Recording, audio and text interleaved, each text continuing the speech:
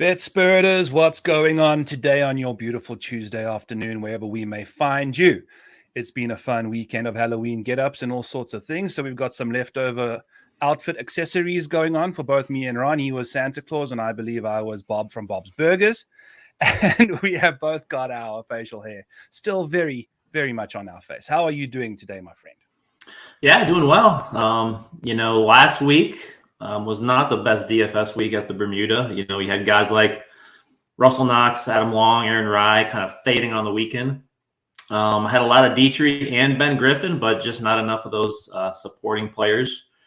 Speaking of Griffin, I had him pre-tournament, and then I saw he birdied. I liked him, I should say, pre-tournament, and then I saw he birdied his first two holes, and he was still 10,000 to 1. And so I jumped on him live. Oh, nice. And unfortunately, kind of what happens to rookies in the Sunday pressure cooker, he had that collapse down the stretch. But yeah, isn't it amazing? And I'll get your thoughts on this again, but even into the fall season, the favorites, Seamus Power, keep on winning. And, other than Mac Hughes, who won a few weeks ago at 100 to 1, every single winner in the fall has been 30 to 1 or lower.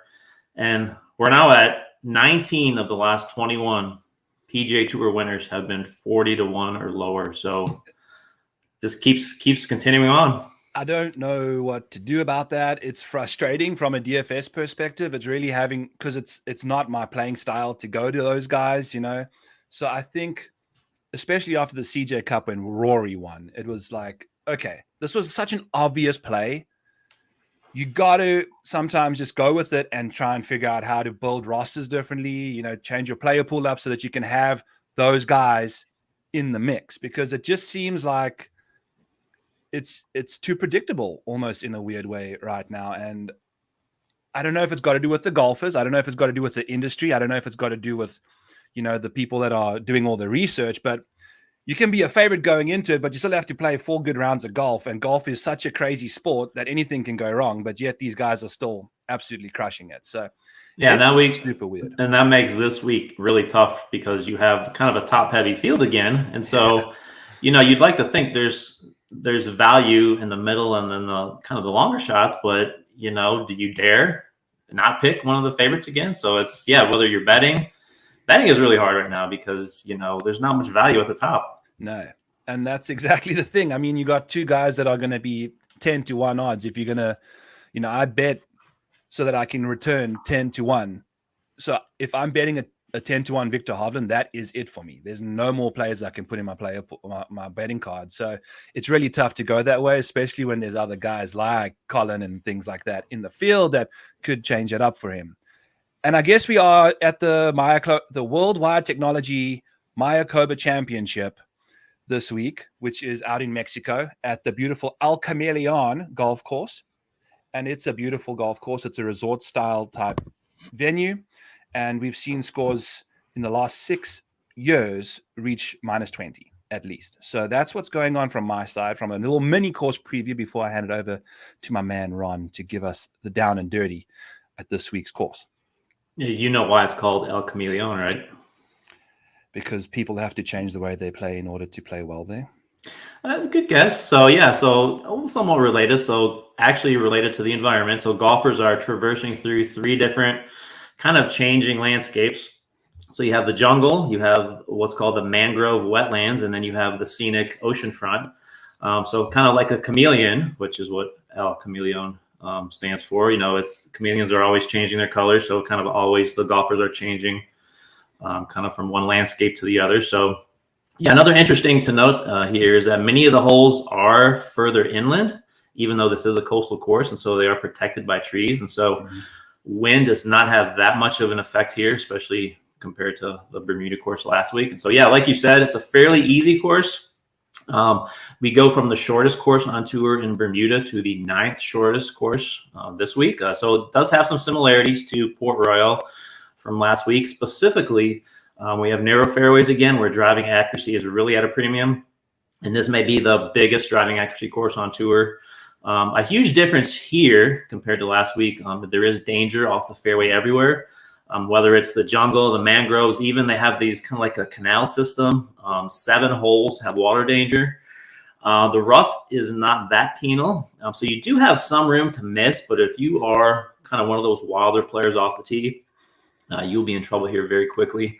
One thing I kind of looked at, the PGA has a stat called distance from the edge of the fairway, which kind of gives an idea of which players are the wildest off the tee. Okay. Do you have any idea, Byron, who the second best player on the entire tour was last year? And that stat, who is in this field?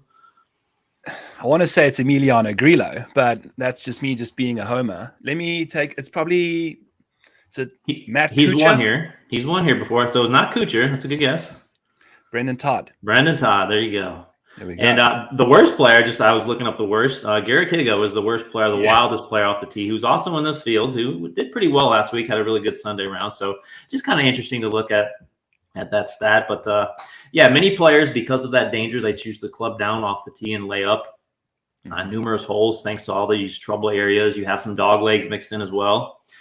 Again, we don't have any strokes gained data this week, so we don't kind of really know the exact ranges for most approach shots, but there'll be a variety of wedges, mid irons.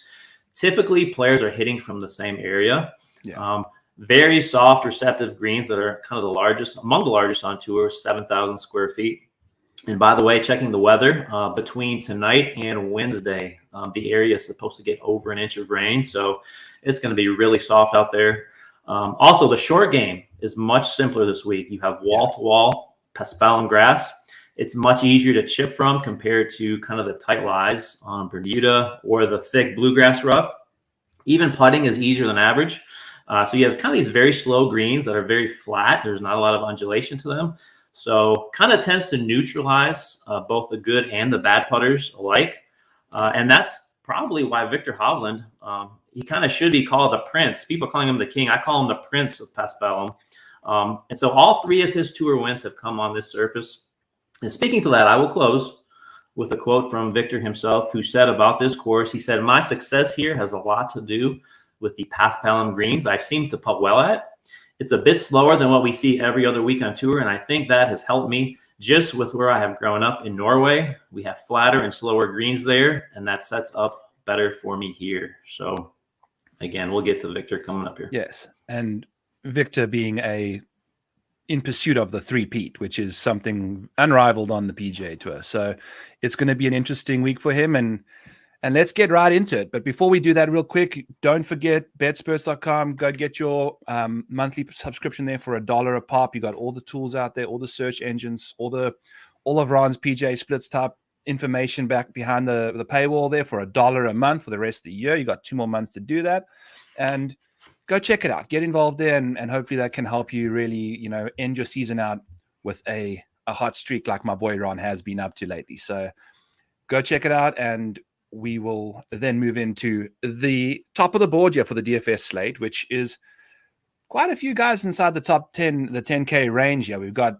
Scotty Scheffler at 11-4, Victor Hovland at 11-2, and then Colin, Tony, Aaron Wise, and Billy Horschel floating in the middle of that 10K range there. So we've got 6 guys that are really, really, the top heaviness of this field is exaggerated there, and you can see why. All of these guys are, for me, ranked 1, 2, 3, 4, 5, 6 in the model, apart from Tom Hoagie a little further down. So I'm checking out with the DFS people that set these lineups, and it makes sense to me.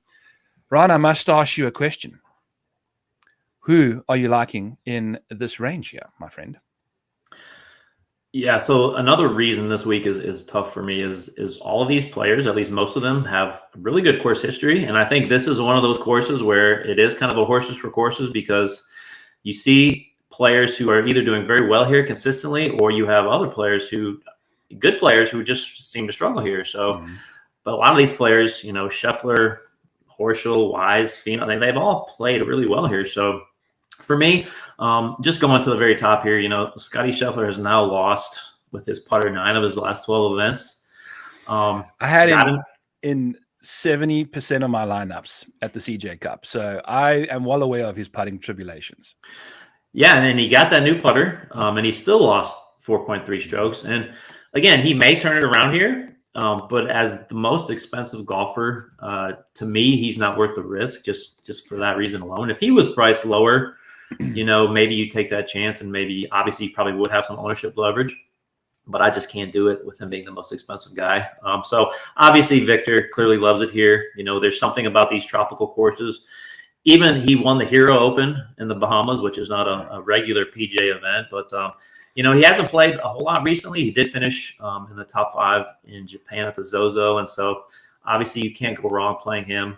I think Colin Morikawa is very interesting. He's had 5 top 5s this calendar year, but I think overall we probably agree it's been a disappointing year for him. But his elite iron play definitely fits this course. I think you have to ask, why is he here? He's never played here before. I think he just doesn't want to end his year on a disappointing note. So I think we'd also agree another peak is coming. Maybe it starts this week. So I think he's a good play, someone that I'm going to be playing at 10-6. Finau, other than the President's Cup, he hasn't played since August. Yeah. And so looking a little deeper into that, the last 3 events that he's had where he's coming off 6+ weeks of not playing, he's finished negative strokes gained each of those last 3 events. So again, you can't play everybody. Can't play everybody here. And so I'm crossing Tony off my list this week. And again, just with it being a shorter course, he's more of a bomber type. And then Aaron Wise, I'm a big believer in him long term. I think the broomstick putter has made a huge difference. But again, 3 top 15s in his last 4. He's got, second and a 15th here. So my 3 guys are going to be Hovland, Morikawa, and Wise up here at the top. Interesting. Cool. So we'll have a tiny bit of overlap because I have to get back to Scotty, and I don't think I'm going to play Scotty that much. I'm not going to go 70%. Like I said, I was just going to sprinkle him in a few lineups last time. No, I went balls to the wall and threw him in everywhere. This week, I think he's going to be 11-4 for a guy that's been just catastrophic with the putter lately. I don't see a lot of people, especially with Victor sitting right underneath him there. He's probably going to walk in at like 5-7%. I haven't seen any ownership projections lately, but you can only imagine no one's going to go there with Victor's course record and everything here. So if you want to start off your lineup with those 2 guys, I have a lot of 6K dudes that I'm eyeing out this week. I'm going to rotate those bad boys in a lot this week.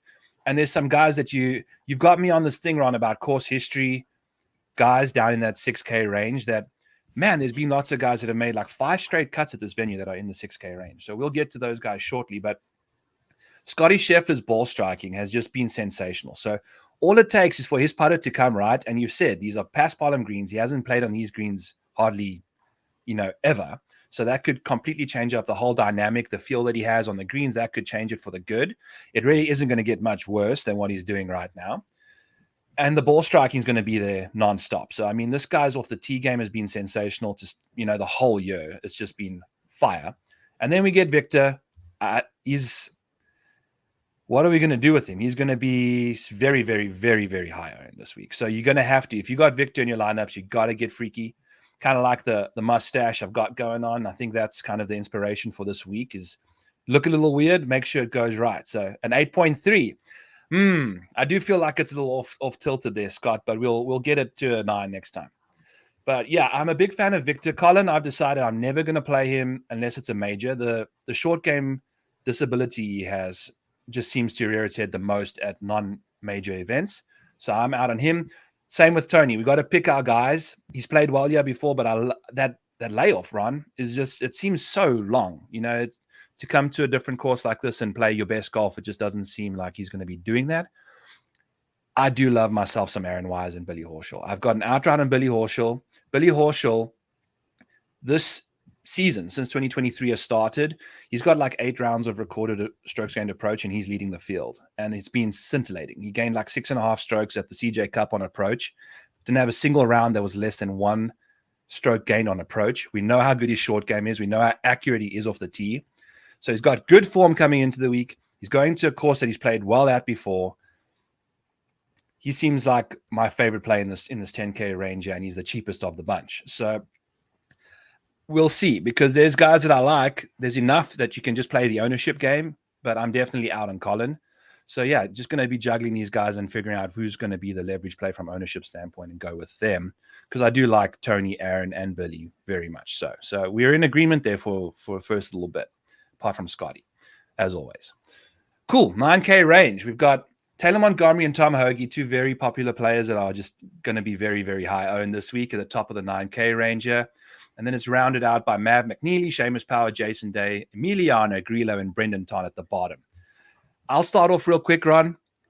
Taylor Montgomery and Tom Hoagie are going to be in my player pool as well. You know, I think if you can sneak in like a sprinkle of Victor and Tom Hoagie and Taylor Montgomery, and then you get like some really low-owned guys down at the bottom, I think that could work out too, because you can get three really popular players in there that you can really finagle away to get different down south. And Tom Hoagie's ball striking has been scintillating. His putter has been really good. And Taylor Montgomery is one of the best putters in the world. So we're going to go to a course that's a very basic putting surface. I think this guy's going to be rolling in putts left, right, and center. So those two are absolute smash plays at the top of the 9K range for me. What are you eyeing out for this top of the range here, Ron? Yeah, so there's a lot of good depth here in this 9K range. Now, I don't think this is a week you should start your lineups with one of these guys. I just don't think there's maybe enough win equity here. But one of the narratives I'm focusing on this week and is guys who are really bad around the green. Like I said, with Victor having won here twice, I'm kind of focusing on those guys. And so if you're good ball striking, if you're accurate off the tee, those are guys that I'm really targeting this week. And so when I look at those around the green numbers, and I see a Tom Hoagie who is 111th in this field around the green. But again, like you said, he's really on fire with his irons. He's got 4 straight top 13s to start the year. Yeah. He's the 3rd best player in this field on approach. And so, he's the guy who, instead of Horschel, I think for me to drop down 500 and make him my next play, I really like that. Montgomery is interesting, but when you look, he's, 112th in approach in this field recently. Even Matt McNeely, as good as McNeely is off the tee, he's 117th in approach in his last 36 rounds. So I'm kind of dropping down here to the kind of the bottom 9K area. So I think Jason Day, I thought he would be priced lower. I think he's a little bit high. Spendy. Yeah, but I think that's going to keep his ownership down even lower than it would have been. But when you look recently, we talked about this last time when he played. I really think he's turned a corner. He's last 2 events, he's gained an average of 7 strokes tee to green. He's gained 6 straight in approach, which is kind of what was really dragging him down. And one thing to note is his last event, the CJ Cup, he had his first event where he finished every single round in the 60s in 2 years. And so that's what we've kind of been missing from him is that level of consistency. And so I think, at that price, if you can get him, I don't know what his ownership is coming in at the moment, but, he's a great play. Yeah, Grillo, and this better than anyone, but he's played his best golf on these shorter resort type courses, especially on past palm greens. And, we don't have the strokes gained putting numbers, but, we know his putting is much improved overall. And so 3 top 15s, his last 5 events here at this course. And if you want current form, of course, he's got 4 top 10s in his last 10 events. And so he's kind of top fives. Okay, there you go. So he's for me, this is like, and I know he's been a good play before, but for me, this is like the best play that I've seen him. Great venue for him. I absolutely agree. Yeah. And then I'll finish with Brendan Todd really quick. He's one of the most accurate drivers, one of the best putters, but when he flashes positive approach play, I think it's full steam ahead. And so, he gained 7 strokes on approach at the CJ Cup. He gained 5.5 at the Fortinet. He's already won here. So I really like Todd this week. Yeah, no, I totally agree with you on that. And there's so many good guys to pick from, and I think that Jason Day price tag is kind of interesting because we've discussed before, like we'll play a Jason Day at $7,200, but a 90, I was shocked when I saw, he's the first guy that, when you're going down the model rankings I have, it's like 5, 12, blah, blah, blah, 20, 42 for J Day. He just hasn't caught up to what his recent form is looking like right now. And I think at that price tag, you can get a little freaky because we want to click on a Jason Day and he's also the injury thing, right? That's always in the back of people's minds. But now that you said 4 straight rounds in the 60s, I mean, there's there's signs. The stars are aligning here, right? But you said that guys that play badly here. I don't know how many. I've just got his ranking. I don't know how many rounds it's been at this course, but he looks like he's got some really bad course history at this venue. If you don't mind looking that up while I go into some of these other guys here quickly. About Grillo, off the tee is just so solid, just super accurate, super long. And, his irons are great I re-engineered the course and just averaged a 300-yard drive. And it seems like about half the shots will come from about 125 to 200-ish, which I think makes a lot of sense around this course. So he's really good from that range. And the chipping and stuff, like you've mentioned, if they're going to be hitting these big greens all the time, the chipping is out of the way for the most part. He's got less opportunity to mess up. So that's what's going on with Grillo. I've got him and Brendan Todd both highlighted. I think they're going to be quite popular plays. So if you throw them in with maybe a Jason Day, I think that helps you get a little difference. So did you check what Jason Day's situation was, Ron? Yeah, so in 2019, he missed the cut. He lost 6.5 strokes. But then before then, he hadn't played this course since 2009, where he finished 28th. So he's only played 6 rounds, so not much sample size there. Okay, so yeah, we just ignore that then. Cool. So who would you say is your favorite play in this 9K range? Pick one guy. If I had to pick one guy, I gotta go Grillo, man. Gotta go Grillo. Okay, cool. I got a Grillo outright ticket, 40-1. Let's rock and roll. It's time, right? I mean, he's been knocking on the door. Love this golf course. Love where he's going. So 8K range. We've got Brian Harmon, Thomas Dietrich, KH Lee starting off the top of the range, and then it ends out there with some Matt Kuchar and Andrew Putnam. Some interesting names in this range, Ron. I'm going to miss the entire range here. I don't have any interest in any of these guys apart from Matt Kuchar. So feel free to sell me on anybody else and Matt Kuchar too, but I'm out. I don't know. I think if I'm going to go top heavy at the top here, this 8K range just doesn't fit how I'm going to build my lineups. I'm out on these guys. Who you like him? Yeah, very similar to you. I think when you're going to play as many as we are up top, you're going to have to skip some guys here. And so there's 2 guys in particular, and one, Thomas Dietrich, at 8,800. I think he's one of the best kind of upper tier values. Yeah. He finished second last week in Bermuda, and his price drops $1,700. Now, of course, the field is stronger, so you would expect that, but he's competed in these strong events and strong fields before. He's got tons of experience on the DP World Tour playing, Scottish Opens, Open Championships, and he just seems to thrive on these coastal courses. And so, I think as well as he's playing at that price tag, for me, he's going to be one of my cores. I think just below him, KH Lee at 8,700, he's real accurate off the tee, which is definitely something needed here. Third at the CJ Cup. And he's just a guy who's, he's just gaining strokes consistently across the board. When you look at these events and, you don't think he's going to play well, and then you look, after Sunday and he's, top 20 again. And so he just manages to continue to surprise with his consistency. And so I think at 8,700, he's a really good play there.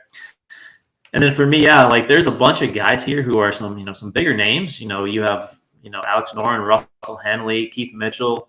But I just don't think when you look at course history, which both Henley and Mitchell have been pretty bad here, combined with the course fit, I just don't think there's many fits down here. I think Putnam is interesting at 8,100. But like you said, as much as I don't like to play Matt Kuchar, I think this is one of the few places he can still compete. He's got a 22nd, a 14th, and of course he won here, I believe, back in 2017. And then his form has been pretty good to start the season. He's been 12th, 29th. So he has a really high floor. So, if you're looking for, you're trying to get some cut makers into your lineup, he's a pretty safe bet to make the cut. I wish he was cheaper. I think, when you look at 8K and some of the guys below him, I think he probably should be cheaper. But he definitely fits this course. Yeah. And I totally second the Matt Kuchar thing there. And Andrew Putnam's been playing some seriously good golf lately. And he just seems to find himself at the top of the leaderboard. And he's not very long off the tee. This course, talk about a course fit with some good recent form coming into it also. I do like some Andrew Putnam towards the bottom of the range. Yeah. So, yeah, I don't know. There's not too many guys I'm like in love with. There's a lot of other guys, some cheap discount knockoffs that I'm kind of got on the side for me at the moment. So we're going to go to those guys when we get a gap. If you had any other guys that you wanted to mention, which I think you've covered all. Perfect. So 7K range starts off with Sebastian Munoz, Patrick Rogers, Nick Hardy. We're going to get into him. And it kind of ends with the middle of the range. Yeah, we got some Robbie Shelton, Justin Lower, Lee Hodges, and Hayden Buckley.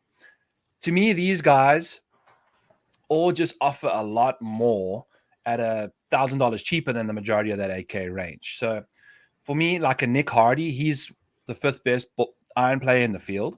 And we got Colin Morikawa, Scotty Scheffler, Victor Hovland, all ahead of him. So he's been playing fantastic golf.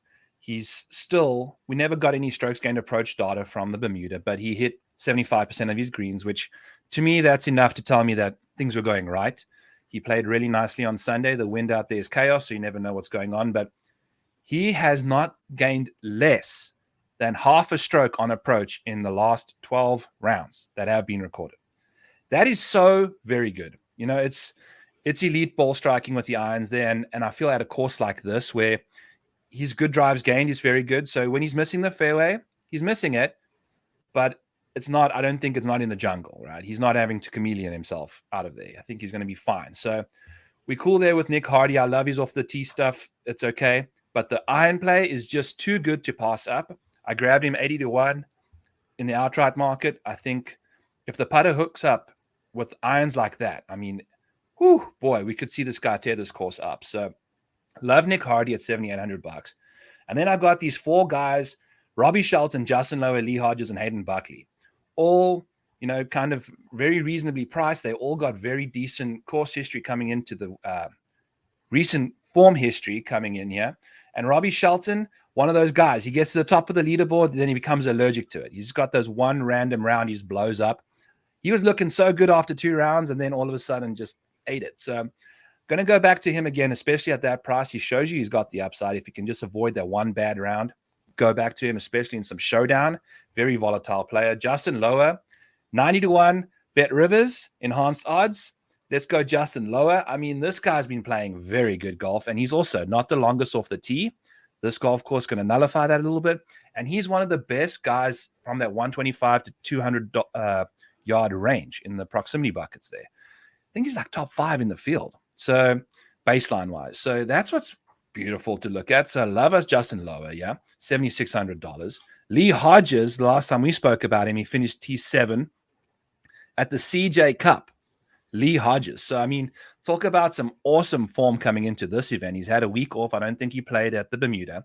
So this guy's game also it's just peaking. And then one more person I want to mention is Hayden Buckley. My God, has he been playing some really stellar golf. Like T19, T20, T5 in his last 3. And he's just been pounding fairways and greens. So if we can get to a course that the greens aren't going to be as difficult, like you've mentioned, his putter, which is a massive debilitating piece of equipment in his bag, hopefully just is normal. And at $7,500, I mean, this guy's going to ball strike this golf course to death. So those are my guys that I really like in that range. Who else have you got in this range that you're liking on? Do you like any of those guys, or am I way off base there? No, we are definitely on the same page this week. This is kind of where I'd start to load up on guys. I think even if you go to the top here, Sebastian Munoz at 7,900, you know, again, if one of my narratives, like I said, is focusing on guys who struggle around the green, but who are solid, you know, ball striking, obviously can hit fairways. You know, he's 78th around the green, 10th best in approach. And again, I liked kind of when we get to this fall swing season, I kind of like to look at 36 to 50 rounds instead of, you know, just take kind of a longer term approach when I look at the data here. And so, you know, he's kind of really sharp in those areas I'm looking at. Like you said, Nick Hardy, 122nd around the green.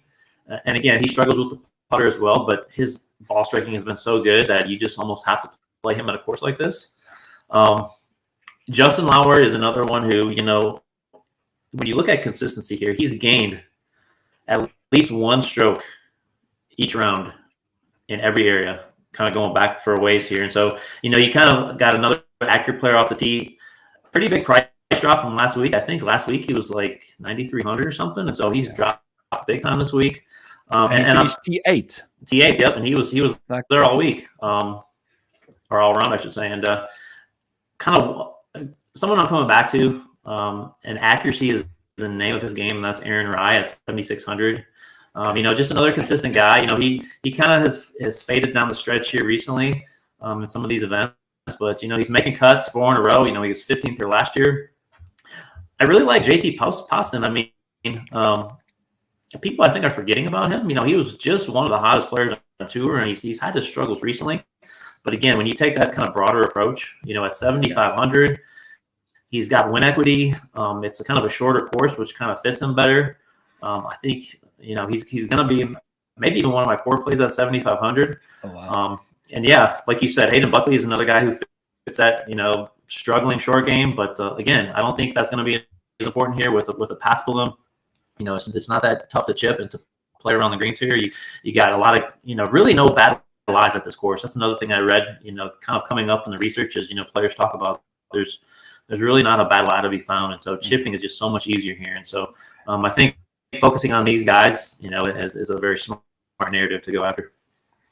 Perfect. Yeah, no, and just to get back to JT Poston, I have him as an absolute fade this week. So it only took us half an hour to have a major disagreement with him being one of your core plays. So we'll see how that goes. I just don't like his approach play right now. It's just not doing it for me. I'm a big approach guy. It's just it hasn't been good enough for me to want to put him in any of my lineups. But you never know. If you're looking at a big picture, he could bounce back. But this year he's lost on approach pretty much this year so far. So I don't know. Maybe I change your mind a little bit. Maybe I don't. We'll see. But my boy Ron, didn't you you took down a FanDuel contest too? So that's a quick little fun tip that if you are interested in trying to get a little edge on the field without even doing anything with your player pool, you can just go to a different platform to play on, and you'll finish second to Ron, but you're still going to have some success out there in FanDuel. It was a good week. I went 100%. I think that was 2 weeks ago, right? What event was 2 weeks ago? I can't even remember. But yeah, I went 100% Kurt Kitayama. I just, the pricing is different on FanDuel. It's much different. And so, if you're serious about playing, you can try to find some of those edges in pricing. And so he was like one of the lowest priced players in the field that week. And so, I'd encourage you if you're serious about, trying to make profit here, to check out even FanDuel, some of those prices you can take advantage of. Awesome. Yes. So I've got a few more guys that I just want to rattle off. I got JJ Spahn, Aaron Badley, and Grayson Sigg, all $7,300. I'm not going to go into too much detail about either of them. I just like what all three of them are doing coming into the week. I think their games suit this golf course quite nicely. Aaron Badley's been really good. He's got a very small sample size, but man, it looks like he's figured it out. The short game, the putting, it's all there for him. And at a venue like this, I think he can really take advantage of that. Any guys that you want to mention out in the bottom of the 7K range here on? I'm not too excited about anyone really until we get to like Nick Taylor at 7 flat. So if you want to fill in the gaps there, feel free. Yeah, let me interest you with 3 guys who I really, really love. So starting with Adam Long. Okay, so he's kind of been underachieving a little bit lately, but he's just a great value price this week at 7,400. Like we said earlier, this is kind of a horses for courses type place. The same guys, kind of tend to continue to do well here, and he has the best strokes gained average out of any player who's ever played here, over 2.3 strokes gained per round. He's got finishes here of 2nd, 3rd, and 22nd. And again, he's just a shorter hitter who fits this place really well. And so, he's coming in with decent form and didn't play as well as he could have last week. But at 7,400, I think he's a guy you can really play a lot of and have success there. JJ Spahn is one of the most accurate drivers on tour. He's 7,300. He's made 6 cuts in a row with 3 top 25s. And again, once we start, like you said, getting into these lower ranges, kind of looking at that course history maybe a little bit more, he's 6 of 6 here, the last 6 times he's played here with 4 top 28s. And so, you're looking for guys who have kind of a higher floor. And he's shown that he can pop recently, so I think he's a good play. And then finally, Joel Damon. He's been really struggling with the flat stick. But one thing about him is just looking at his data, he tends to thrive on slower greens. If you look kind of where he grew up in the Pacific Northwest, greens are much slower up there. He won at Corrales, very similar course on Paspalum. And he's got 20 career rounds here at this course. He's never had a single round over par on this course. And so when you look at his last 3 events, he's trending up. He led the field in tee to green at Sanderson Farms. He finished 16th at the Zozo.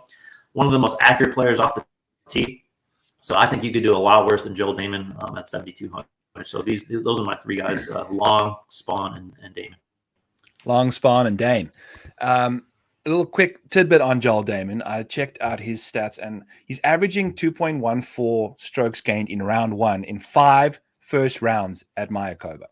So if you're looking to throw a little first round sprinkle out or a showdown guy that you're going to pivot around, I think Joel Damon he really likes himself a good Thursday in Mexico. So I don't know what's that got to do with everything else about his game, but that's something I noticed, that he's really good on those Thursday rounds there. So another guy I want to quickly mention before we get into the 6K range here is Nick Taylor. He's T6, T19, miscut, and T23 in his 4 starts that he's had this year. That's for a guy that's $7,000. I mean, I feel like that's great value. And he's played 14 rounds. In 12 of them, he's gained almost 2 strokes per round. And then in 2 of them, he's lost 3.5 strokes in each round. So he's had just 2 really, really bad rounds that have kept him out of like contending like he should be. He's 7K. This guy's just fantastic coming into this week. I don't know about the course history at this venue, but I don't care. I think he's playing too good a golf to worry about that right now, especially at $7,000. So I'm loving myself some Nick Taylor. I think I'm going to have a lot of him in this lineup. I think he was also in the wrong wave split last week, which I had a lot of him in too. So just stringing together some really good, solid performances. And for someone that's $7,000 in this field, I'm going to have so much Nick Taylor. It's not even going to be funny. So that's what's cooking in the 7K range for me. I'll sprinkle in a little bit of Danny Willett at 7K flat as well. I think he's got some upside there, but not too much in the lineup. So I'm going to kind of just have him in a little bit. 6K range, the Dumpster, the Banana Peel City, Diaper Valley, the whole shebang. What are we liking in this range run? I've got some gems. I've got some guys all the way down here at $6,200, $6,300. So give me some of your players. I know you're not a big fan of this range, so I'll let you tee it up first, and then I'll clean up what you haven't touched. And just really quick, you took me down a rabbit hole there with the first round in Mexico, or Al Camaleon at this course. And so don't know if you noticed this, but if players who have played at least 3 rounds for the at this tournament, so Adam Long is averaging 3.7 strokes in the first round in Mexico and 3 career first rounds.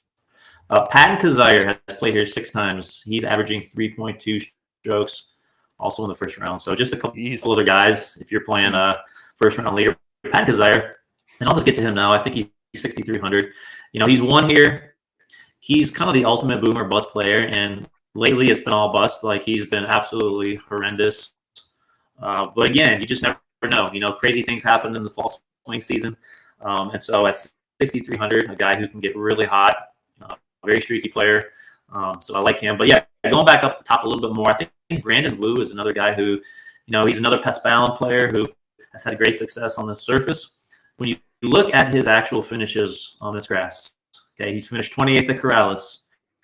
He has 2 top 7s in Puerto Rico. He finished 2nd at the Mexico Open. Okay, all on Paspalum. And so combine that with his good form. He's gaining strokes in each of his last 4 events. I think Brandon Wu is a really good play at 69. Mm-hmm. And then, of course, at 6,900, Mr. Yu, how do you not go back to him this week? Yes. Like, he finished 3rd last week. I think he's even a better course fit for this course. He's so accurate off the tee.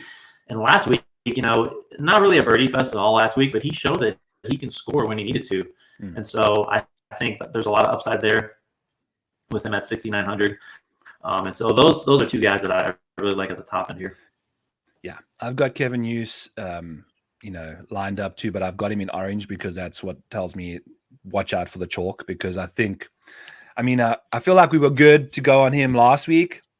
Now after that T3, I think there might be a bit more traffic on Kevin Hughes' name there. So I still love him though. I think if you go big, go heavy at the top with 2 very big guys, you can throw Kevin Hughes in there, and you're already different quite quickly. So Another guy I want to mention is Party Marty Zechando. He's one of those Corn Ferry Tour guys that's come on here and just had crazy good rounds and then some real big blow-ups. Like there's once a tournament he just loses 3 strokes. So not good there. But that makes him a perfect showdown candidate. I think we're going to start in. I've got a few guys in this range that are perfect showdown guys, and Brandon Wu is one of them. I think he's super volatile, so I like that from him there on. And then another guy I'm kind of curious about is James Hahn, he's gained strokes on approach in the last 10 times he's teed it up, but he's also in those 10 rounds lost 16 strokes short game.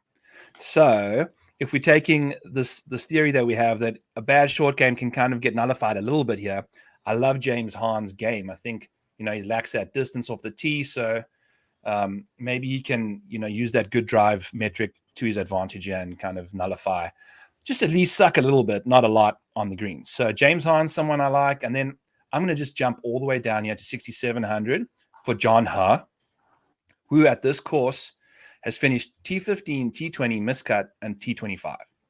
So that's what's going on with John Hahn. Remember, I had that meltdown about him when he gained 7.47 strokes at the Zozo and still finished 54th in a 78-man field. So he's got that upside for sure.